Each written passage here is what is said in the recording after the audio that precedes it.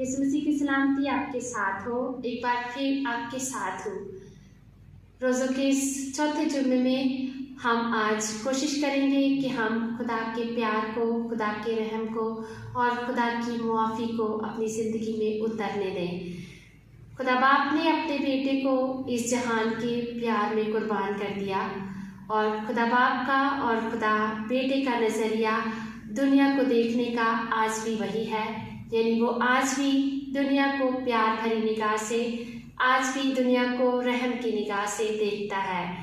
आज हम कोशिश करेंगे कि हम भी अपने आसपास रहने वाले लोगों के साथ खुदा के प्यार को, खुदा के रहम को बांटें। यानी हम खुदा की नज़र से दूसरों को देखने की कोशिश करेंगे ताकि हम उसका प्यार, उसका रहम, उसकी मुआफ़ी दूसरों में बांट सकें। यूँ हम आज का दिन गुजारेंगे ताकि हम खुदा के प्यार को अपनी ज़िंदगी में भी जगह दें, खुदा के रहम को अपनी ज़िंदगी में भी उतरने दें और हम दूसरों में भी उसके रहम और प्यार को बांट सकें। Thank you.